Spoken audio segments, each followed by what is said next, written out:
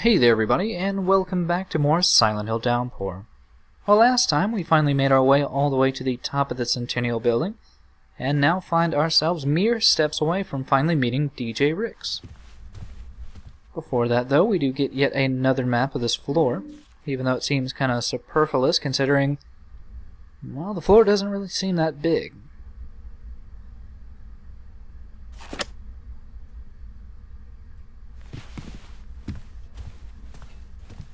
Also, we find the tracks of that wheelchair-bound thing that we've been following around.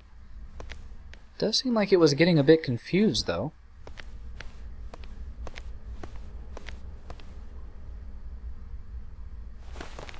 For my part, I know nothing with any certainty.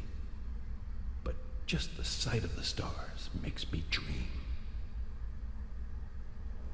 Or maybe it was just purposely making sure that we didn't miss those inspirational words from Officer Coleridge.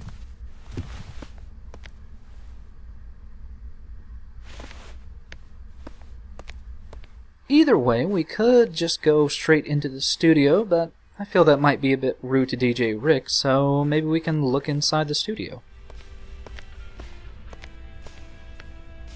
That must be DJ Rex. Yeah, even though it's a bit hard to see through the glass, it's, well, partially good to finally find out that there actually is a face to that voice we've been hearing.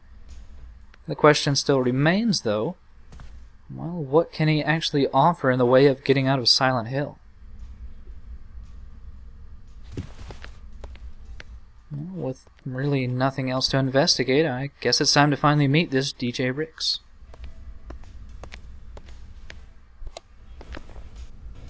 That, my brothers and sisters, was another rock and roll classic coming to you courtesy of DJ Ricks on this fine afternoon.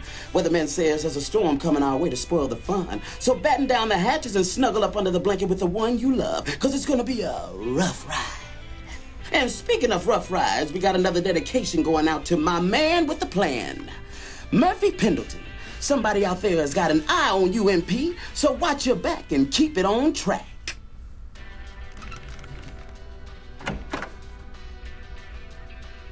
Hey man, come on in. Got a disc spinning right now, so you ain't interrupting nothing. Man, you look like you just saw a ghost or something. You alright? Not really, no. Good to hear. So what can DJ Bobby Ricks do for you? Murphy Pendleton? Like I was saying, what can DJ Bobby Ricks do for you, Murphy? Got a track you want to play, or? I'm the guy you've been putting out the dedications for. I got the message. I came to find you. Afraid you got the wrong man, Murphy. I don't know what you're talking about. But if there's a song you want to hear or a dedication you want to make, I could. You're listening to the DJ Rick Show on WLMN-FM, where the tracks are tight and the sweet melodies flow on and on. It's always a perfect day with DJ Ricks, your on-air friend to the end. Look, man, I came through hell and high water to get here because you called me. Now cut the bullshit, because I don't have time for this. Chill out, man. If you don't keep your voice down, you're gonna get us both in trouble. And you do not want that. You don't know who might be listening. You understand? Thank God someone finally heard me. I can't even tell you how long it's been just spinning record after record after record, hoping someone... What the hell's going on here, Ricks? What is this place? No time to explain. If we're gonna get out of here, we gotta move fast. You getting this far tells me we might even have a chance of getting out alive. What's the plan? Right. Listen, I got this boat. She's moored down at the marina. She's fast, real fast. Problem is some motherfucker ransacked the studio and checked the keys.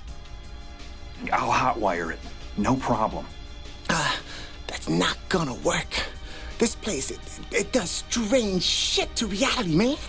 It's like there's rules you gotta follow. You know what I mean? Bobby Ricks? Uh-huh. Yeah, sure. Who's it going out to? But that's nice of you to think of me. Yeah, real nice. Thank you. They're coming. Who? Doesn't matter. We gotta find those keys. On the silver chain says freedom. You can't... Miss, Pendleton! Put the gun down, damn it. We might have a way out of here. You! I need to use your phone. Sorry, lady. Calls come in, but don't go out. Just because folks want to be heard, don't mean they're willing to listen. See for yourself. What the hell's going on around here? No! Run!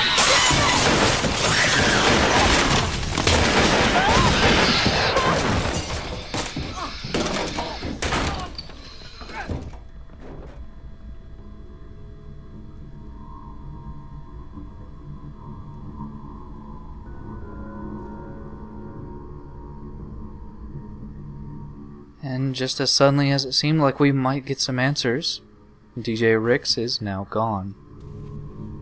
The real question remains, though, was he ever actually really here? Was he actually a real person?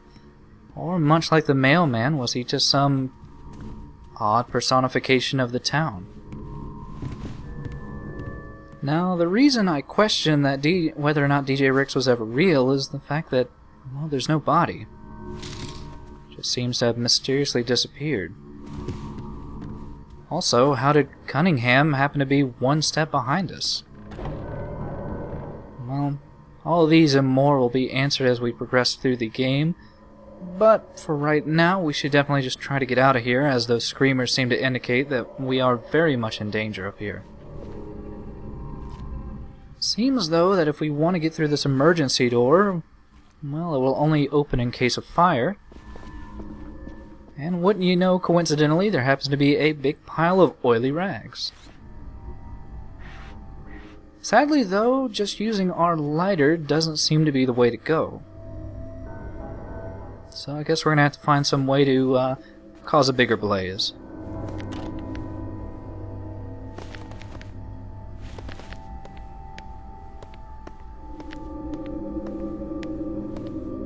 Thankfully that is solved quick enough by finding this dilutant.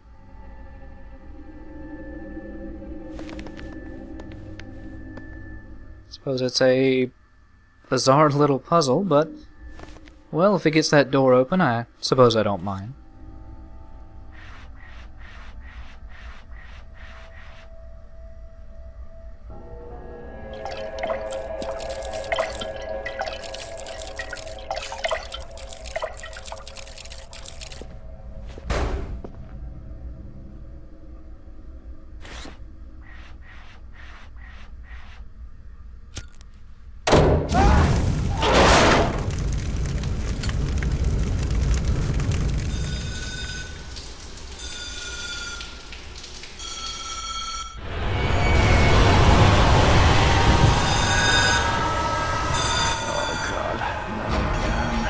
Yeah, but much like the fire that started back in the Pit Stop Diner, so too does this fire start up yet another Otherworld sequence for Murphy. This one actually is quite a bit harder than what we saw before. Yet again, we do run into the void, and this time we have much more of a maze-like situation than we did the first time around. Now, there are quite a few branching paths down here, and really it can be pretty hard to find your way around the first time. Thankfully, there are plenty of these cages to throw in the way of the void, but sometimes there are quite a few tight turns you have to make, which will cause the void to pretty easily catch up with you.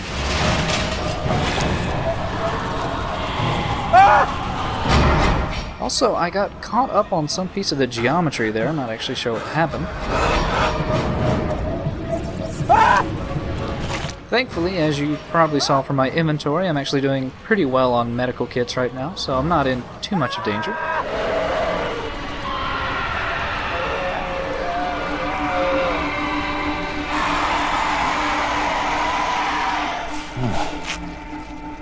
But it seems initially like we might have run into a dead end, but if you notice in the reflection, there seems to be a wheel.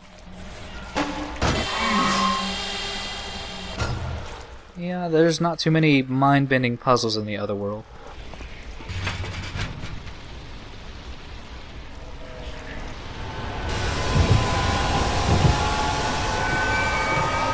But there are plenty of dick moves.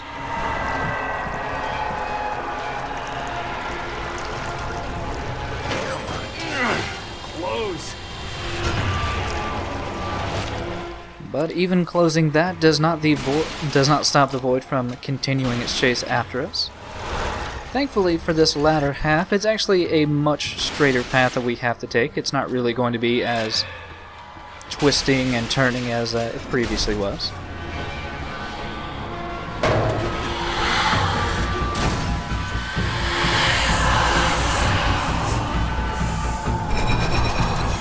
And as far as I know, none of the stuff dropping from the ceiling can actually kill you, but I might be wrong on that.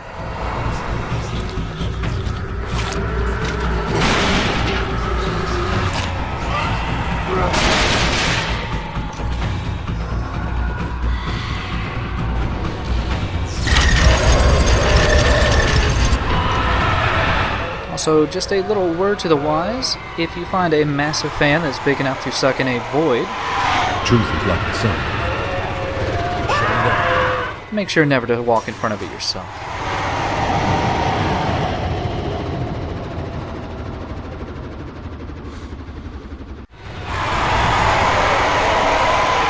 Truth is like the sun. You can shut it out, but it ain't gonna leave.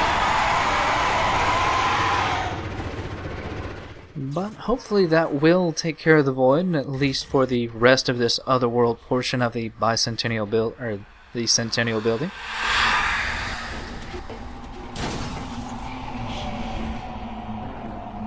It is nice to see the rather skewed view that we will actually be seeing sometime later on in the game. It does allow for some pretty interesting set pieces. And pretty oddly, we actually find ourselves in what appears to be the parking structure at the bottom of the tower.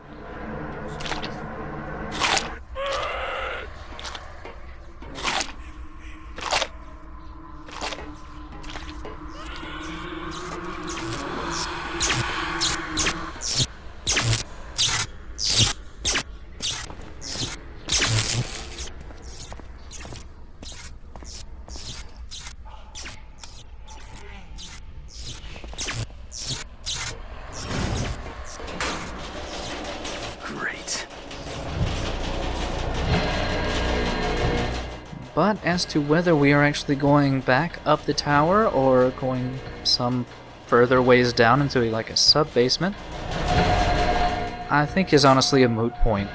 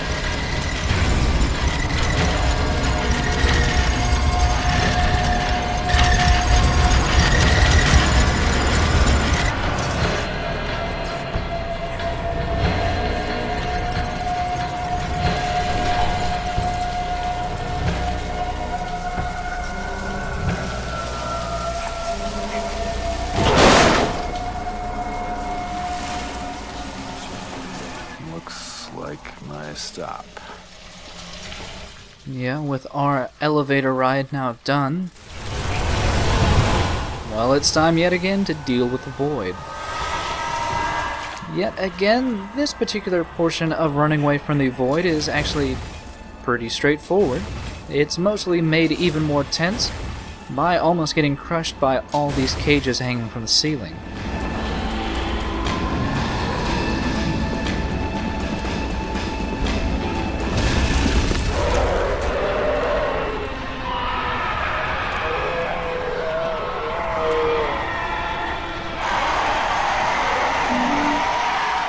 Also, for those of you that might have played Silent Hill Homecoming, that gentleman upstairs might have seemed somewhat familiar. As to whether or not we'll be seeing him again, bit hard to say, but I'll leave that up to your imagination. Right now, though, we do have a new enemy of sorts to deal with. These guys are known as wall monsters. Not really so much an enemy as more of just an obstacle. They can't really chase after you.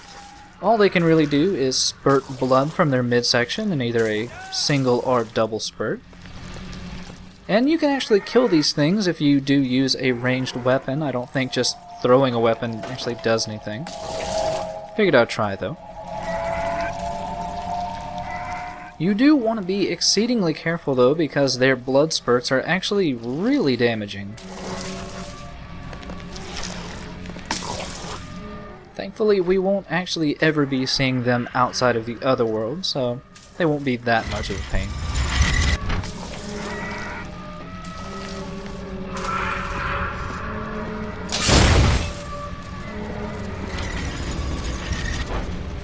Speaking of pain, though, it does seem like we are going to have to watch our step. And yet again, we do find ourselves in an environment that looks very much like a prison. Seems like it's going to be a recurring theme throughout Murphy's Otherworld experience, and well, I can kind of understand that from hearing stories about being in prison.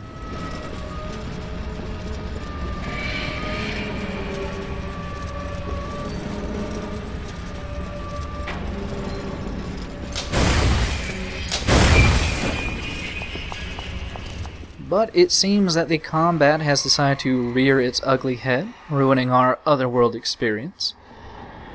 Thankfully, we don't have to deal with too many screamers, but honestly, one screamer is one too many.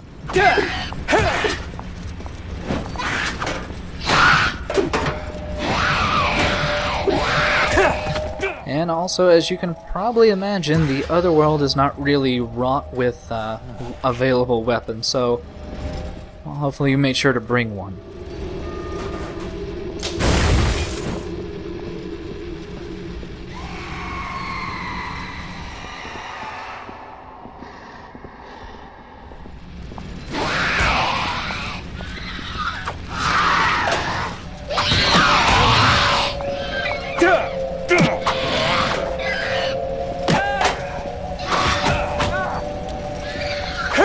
Also, I'm getting kind of the feeling that I'm just losing an uphill battle here, so try to shake this bitch off. I think it's just time to run.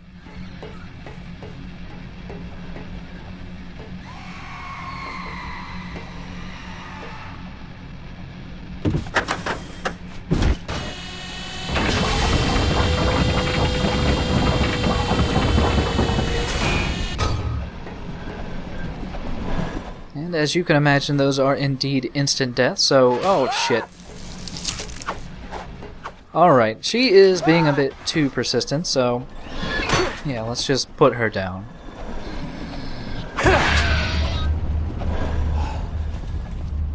But if you are at all wondering just where we are in the Centennial Building, well, if you recall, at the very, very top there was actually supposed to be a large clock. And by pressing this button, we are able to stop the hands of the clock, leading into what I feel is actually a very visually stunning use of the balance beam.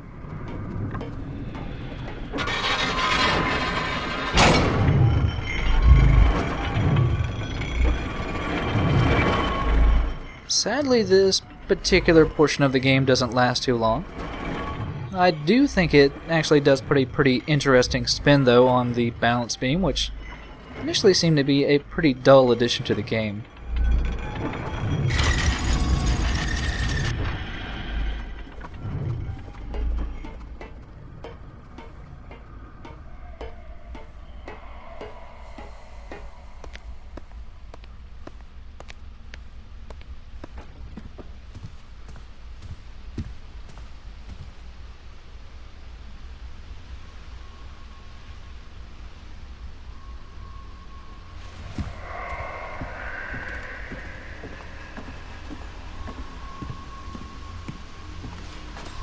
We also find ourselves in yet another wonderfully expansive and grotesque interior.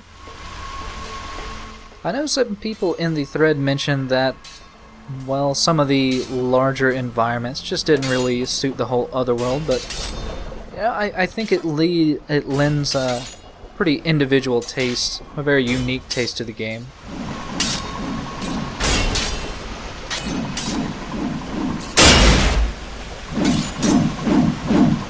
So as you can imagine, that's merely a matter of timing. It's not too difficult.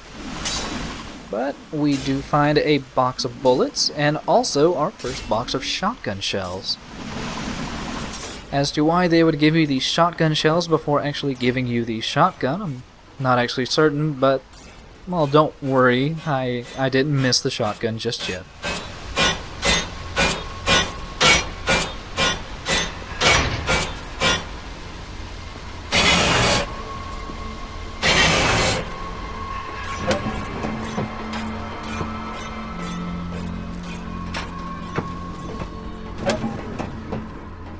But it's a bit hard to see, but is that wheelchair thing? Who are you?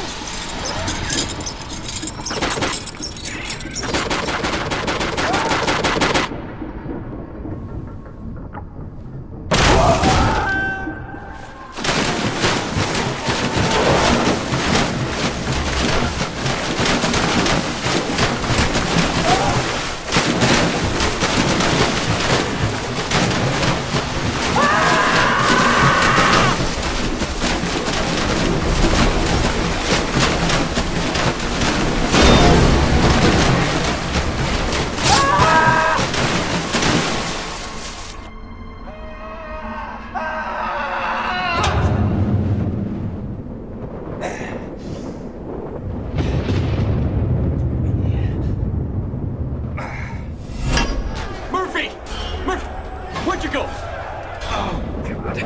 Help me. Help! Murphy, run!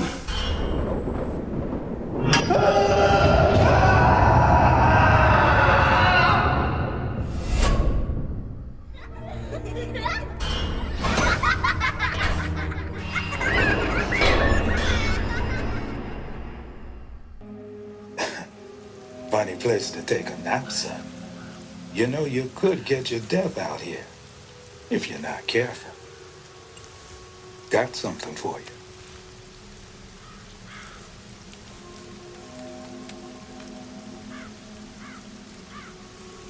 From St. Maria's, the old orphanage up there on the hill.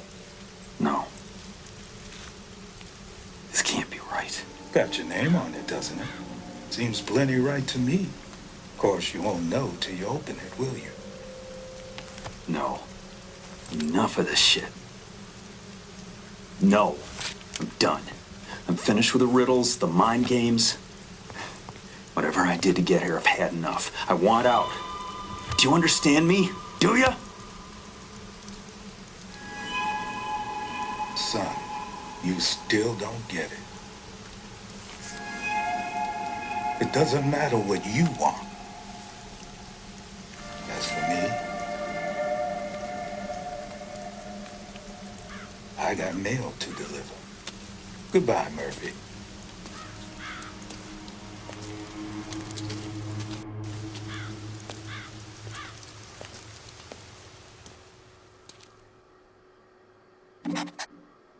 Seems like with the more answers we get, the more questions seem to pop up. So hopefully you'll join me next time for the next part of Silent Hill Downpour.